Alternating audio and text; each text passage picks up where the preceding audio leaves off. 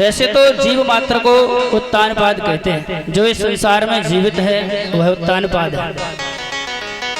उत्तानपाद की दो रानियां थी, सुरुचि और सुनीति। सुनीति में होता है अच्छी नीति पर चलना, और सुरुचि माने होता है जो खुद में रुचि रखती हो। अपने आप में जैसे रुचि है वही सुरुचि है, और जो अच्छी राह पर चलती है उसे सुनीति कहते हैं।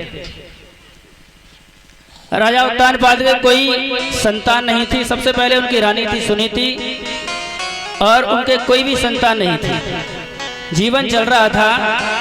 किसी महिला को पुत्र न हो या पुत्री न हो तो अजीब महसूस होता, उसे अच्छा नहीं लगता। लोग उसे बांझ कहते हैं, अपमान करते हैं। इसलिए हर महिला चाहती है कि वो माँ बने, और माँ बनना सौभाग्य की बात है।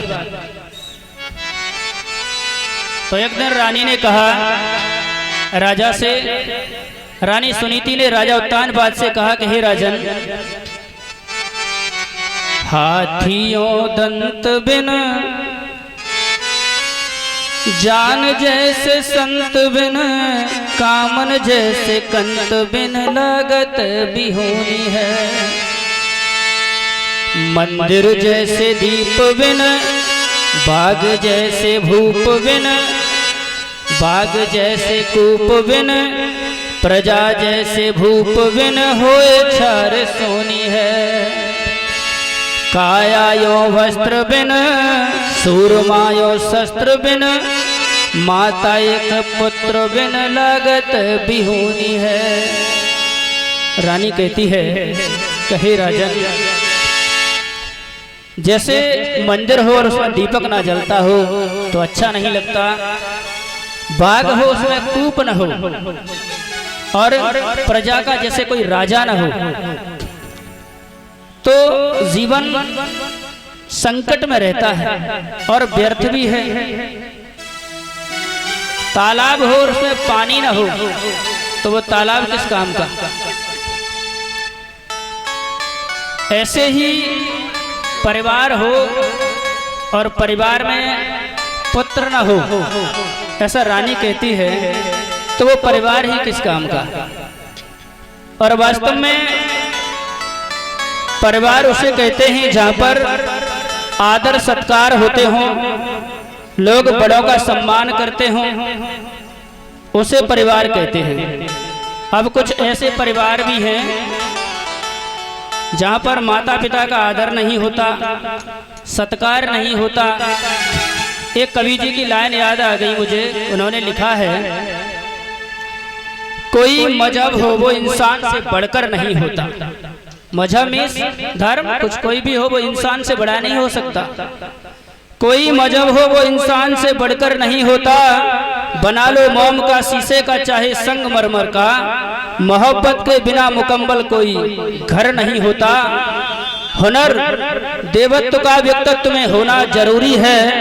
महज विषपान कर लेने से कोई संकर नहीं होता, कि खुशी के वास्ते उस घर का हर कोना तरसता है, कि जिस घर में कभी माँ बाप का आदर नहीं होता, कि जिस घर में कभी माँ बाप का आदर नहीं होता।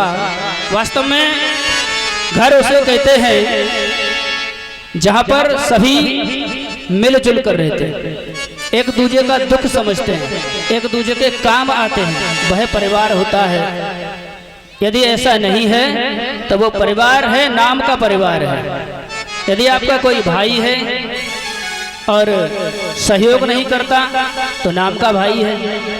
एक बार एक शास्त्राचार्य थे, उनके पास फोन आया कि गुरुदेव जी मुझे कथा करानी है। बोले कथा क्यों करा रहे हो, अचानक से क्या बात है। बोले हमारे भाई से केस चल रहा था, मैं जीत गया हूँ, अब मैं कथा कराऊंगा। तो कथाकार ने कहा वाह कितने अच्छे विचार हैं तुम्हारे, अपने भाई से केस जीतने पर कथा करा रहे हो, धन्य है। तो ऐसे लोग भी रहते हैं संसार में, ऐसे लोग दुष्ट प्रकृति के होते हैं। यदि मैं अनायास ही कहीं से धन भाई से छीन लूं, क्या सुखी हो सकता हूं? कोई पता नहीं कि हमारा आने वाला जो पुत्र है वो कैसा दुष्ट निकले और धन को बर्बाद कर दे। इसलिए व्यक्ति को ज्यादा धन के पीछे नहीं दौड़ना चाहिए, क्योंकि धन से कभी कोई सुखी हो ही नहीं सकता। आप कितना प्रयोग करते धन का उतना काफी है, उससे ज्यादा ले जा नहीं सकते। यहां से कोई नहीं ले जा सका। सिकंदर ने पूरी दुनिया जीत ली, हमारे देश में आया तो साधु संतों के चक्कर में पड़ गया, बीमार हो गया। उन्होंने उसे ज्ञानोपदेशन कराया, ज्ञान उपदेश दिए और उसने कहा कि महात्मन जब मैं मरूं तो हमारे दोनों हाथ बाहर निकालना, लोग देखे तो कि यह वही सिकंदर है जिसने पूरे संसार को जीत लिया था, परंतु दुनिया से जब जा रहा है ना तो खाली आती जा रहा है। वास्तव में व्यक्ति अपने कर्मों को अपने साथ लेकर जाता है। कर्म यदि अच्छे करोगे तो परमात्मा की शरण मिलेगी, अन्यथा नरक भोगना पड़ेगा। तो रानी ने बहुत समझाया राजा को, हठ कर गई रानी। और जब स्त्री हट कर जाती है तो पुरुष को कहीं ना कहीं उसकी बात मान लेनी पड़ती है। और रानी ने कहा, रानी ने दोनों हाथ जोड़ उत्तान पाद को समझाया।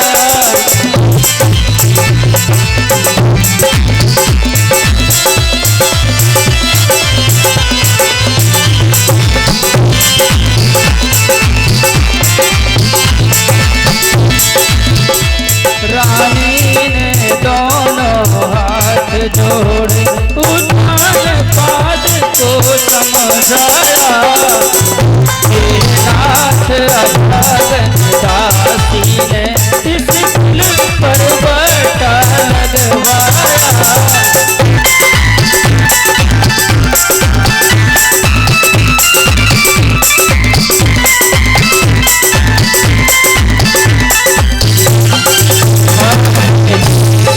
और रानी राजा से कहती है कि हे राजन,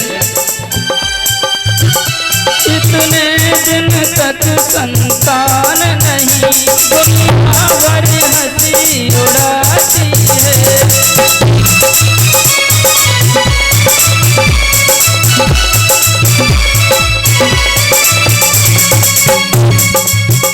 इतने दिन तक संतान नहीं, दुनिया भर हंसी उड़ाती है। महाराज ने कहलाते हैं, दासी भी बात कहती है।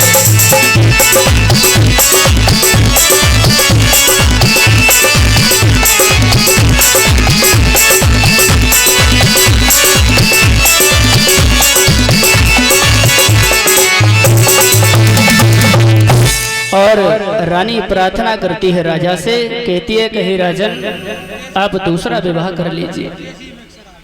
राजा तो अच्छे थे, धर्म पर चलने वाले थे, रानी से बड़ा प्रेम करते थे। तो राजा ने कहा कि हे रानी सुनीति, तुम कैसी बात करती हो, तुम्हें क्या हो गया है आज? ऐसा जान पड़ता है तुम्हारा मन संतुलन में नहीं है। हे प्रिय, तुम जाओ और विश्राम करो। ऐसा राजा कहते हैं कि हे प्रिय, तुम जाओ और विश्राम करो, ऐसा लगता है तुम्हारा स्वास्थ्य ठीक नहीं है। तो रानी बोली, नहीं, मैं तो स्वस्थ हूँ हे राजन, और मैं पूरे होश में हूँ। मैं कह रही हूँ कि आप दूसरा विवाह कर लीजिए। राजा ने बहुत समझाया और राजा कहते हैं, काटो बुरो करील को और बदरी की घाम, सौत बुरी है चून की और सजियारी को काम। राजा कहते हैं कि हे रानी, तुम्हारी सौत आएगी ना, तुम्हारी जिंदगी खराब हो जाएगी, इसलिए मुझसे दूसरा विवाह करने की जिद मत करिए प्रिय। रानी ने बहुत समझाया और राजा ने भी बहुत समझाया रानी को, हे प्रिय, तुम दूसरे विवाह की जिद न करो। और राजा ने यह भी कहा कि हे प्रिय, ऐसा नहीं है कि संतान होगी, बेटा होगा तो हम सुखी हो जाएंगे। बोले धृतराष्ट्र का पुत्र था दुर्योधन, देखा सुना है कितना। कभी कभी ऐसे पुत्र आते हैं ना, पूरी जिंदगी खराब कर देते हैं। फिर माता पिता कहते हैं कि इससे बढ़िया तो मैं बगैर पुत्र के बना रहता। परंतु रानी कहती है कि हे राजन, मैं बाँझ रहूंगी, लोग हमें वैसे भी कुदृष्टि से देखते हैं। रानी ने राजा की एक बात नहीं मानी, तब राजा ने दूसरी शादी कर ली।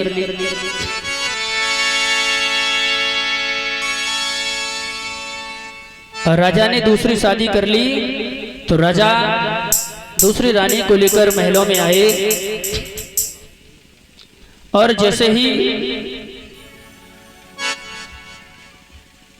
रानी ने उत्तर दिया, सुनिए प्राणाधाम, एक पुत्र के नाम पर सब कुछ है स्वीकार। रानी बोली, हे राजन, आपका वंश आगे बढ़े। एक अच्छी पत्नी सोचती है कि हमारा पति सदैव सुखी रहे और उसका वंश आगे बढ़ता रहे। इसलिए सुनीति अच्छी राह पर चलने वाली है और उसने राजा का विवाह करा दिया।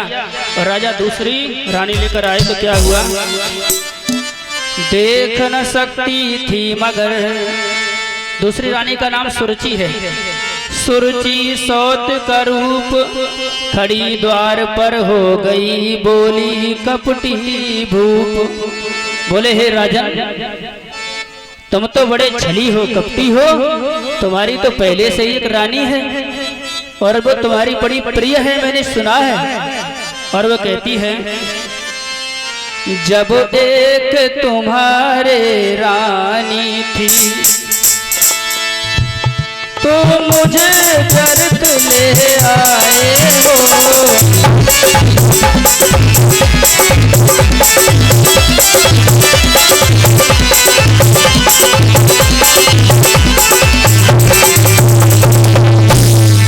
वो कहती है, जब एक तुम्हारे रानी थी तो मुझे व्यर्थ ले आए हो।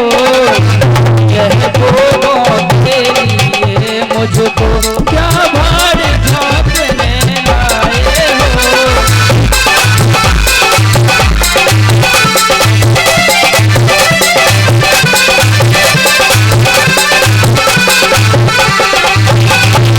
और वह कहने लगी, हे राजा, अब इतना ही एहसान करो, डोले को वापस करवा दो। रानी कहती है कि एहसान कर दो, ये डोली है ना, इसे वापस करवा दो। और तुम ऐसा करो, इस पहले वाली रानी के साथ आराम से रहो। इतनी बात सुनते ही सुनीति रोने लगी और कहने लगी, ये घर मेरा नहीं है बहन, आज से तेरा है, और ये स्वामी में आज से तेरे ही हैं, मैं दासी रह लूंगी तेरी। तो सुरुचि उतनी संस्कारी नहीं है जितनी एक अच्छी महिला को होना चाहिए। वह नहीं मानती, वो कहती है, मैं और इसके साथ, मैं तो इसकी सूरत भी नहीं देखना चाहती, ये तो बांझ है। यदि मेरा पुत्र भी होगा, यदि मेरी कोई संतान भी होगी, इसकी छाया पड़ेगी। अरे राम, मैं महाराज इसे नहीं रहने दूंगी। एक शर्त है राजन, इस अपनी पहले वाली रानी को आप महल से निकाल दीजिए, तब मैं आपके साथ रह सकती हूँ।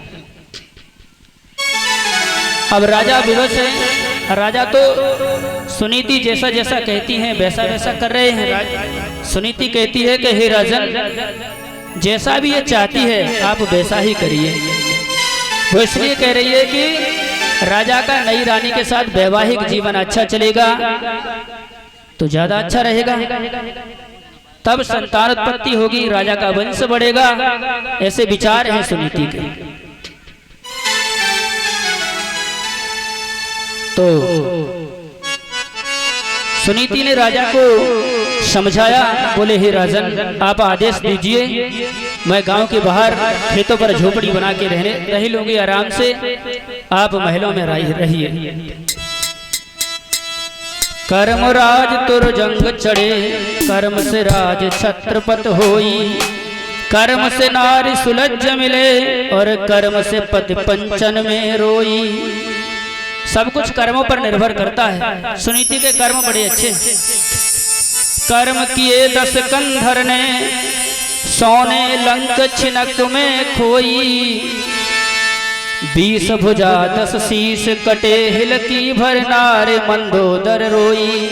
ये सब कर्मों का फल है। हम जैसा करते हैं वैसा ही पा लेते हैं। भगवान कभी भी किसी के साथ बुरा नहीं करता, क्योंकि वो सबका पिता है, और पिता अपनी संतान के साथ कभी भी दुर्व्यवहार नहीं करता। आप भी तो पिता हैं, आपका बेटा आपके साथ कुछ भी करता रहे, क्या आप उसे बड़ी सजा दे सकते हैं? नहीं दे सकते।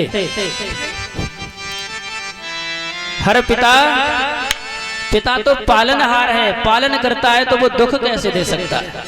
पिता स्वयं दुख भोग सकता है, परंतु दुख दे नहीं सकता। ये पिता का स्वभाव है, इसी को पिता कहते हैं। इसीलिए पिता आकाश से भी ऊंचा है। एक बार ऐसा एक घटना सुनाते हैं माँ और पिता की। राम वन में जाने लगे तो माँ ने भेजा वन में, और पिता देखिए कितना प्रेम करते थे कि पिता ने प्राण ही त्याग दिए पुत्र के लिए। यहाँ पर पिता बड़े श्रेष्ठ हैं। माता और पिता से बड़ा कोई भी भगवान नहीं है। माता पिता भगवान से भी बड़े हैं, और परमात्मा उसी की पूजा को स्वीकार करता है जो अपने माता पिता की पूजा करते हैं। यदि मैं मंदिर में जाऊं और रास्ते में यदि मुझे कोई भूखा दरिद्र व्यक्ति मिल जाए, तो वह भोग उस भूखे व्यक्ति को खिला देंगे, तब हम अच्छे व्यक्ति कहलाएंगे और हम पर परमात्मा की कृपा होगी। जो व्यक्ति अपने माता पिता और परिवार जनों की सेवा नहीं करता, उसका मंदिर में जाना व्यर्थ है। वह परमात्मा हमारी पूजा को तभी स्वीकार करता है जब मैं अपने माता पिता को खुश रखता। देखिए, एक रावण का बेटा था इंद्रजीत। वह युद्ध करने गया, उसने अपनी बड़ी से बड़ी शक्ति चलाई, परंतु सारी शक्तियां विफल हो गईं, और वह लौट कर आया राज दरबार में। अपनी माँ से कहा कि हे माँ, मेरे पिता ने जिनसे बैर किया है वह स्वयं त्रिलोकीनाथ वैकुंठनाथ नारायण है, उन्हें कोई नहीं मार सकता माँ। तो उसकी माँ मंदोदरी ने कहा कि बेटे, जब तुम जान ही गए हो वह भगवान है, तो तुम उनकी शरण में चले जाओ। तो उसका पुत्र राक्षस इंद्रजीत कहता है कि हे माँ, जो पुत्र अपने पिता को शत्रुओं में अकेला छोड़कर भगवान की शरण में जाता है, भगवान भी उसको स्वीकार नहीं करते। पुत्र का धर्म है वह अपने माता पिता की सेवा करे। ये जीवन माता पिता की देन है, और माता पिता पर कुर्बान होना चाहिए, और वह अपने पिता के लिए लड़ते हुए मर जाता है। राम भी उसकी प्रशंसा में नतमस्तक हो गए थे। राम ने कहा, वाह, इस इंद्रजीत का सब बड़ी सम्मान के साथ इसकी माँ के सम्मुख प्रस्तुत होना चाहिए। यह बहुत बड़ा पितृभक्त है। वास्तव में माता पिता से बड़ा इस संसार में कोई नहीं है।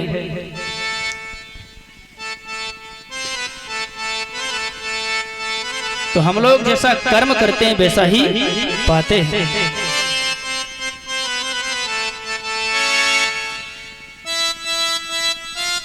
और इधर राजा अपनी रानी सुनीति के साथ बड़े प्रेम से रहने लगे। दिन बीतने लगे, और राजा एक बार, राजाओं का शौक था जंगल में जाना, शिकार करना। एक बार राजा शिकार करने बहुत दूर चले गए जंगल में। वहां से रात्रि लेट लौट कर आए, तो रास्ते में उनका मन हुआ कि आज अपनी पुरानी रानी सुनीति के पास ही चलते हैं, बड़ी रानी से मिलते हैं। और राजा उस झोपड़ी में पहुंचे तो जैसे ही सुनीति ने देखा आंख तो विभोर हो गई, बहुत प्रसन्न हुई। राजा का उसने बहुत सत्कार किया, आसन दिया और बिठाया और राजा वहीं रुके। यह थी रात सुहाग की, यही राग संपन्न, इसी गर्भ से ध्रुव सरिस भक्त हुए उत्पन्न। इधर सुरुचि के गर्भ से उत्तम हुआ कुमार, बजी बधाई महल में हुआ मंगलाचार। कुछ समय बाद दोनों रानियों को पुत्र हुए और राजा ने उन दोनों का नामकरण संस्कार करवाया।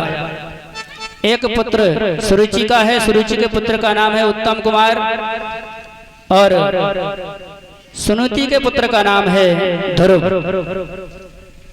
दोनों खेलते हैं। एक बार खेलते खेलते ध्रुव राजा के दरबार में पहुंचे तो राजा ने ध्रुव को अपनी गोद में बिठा लिया और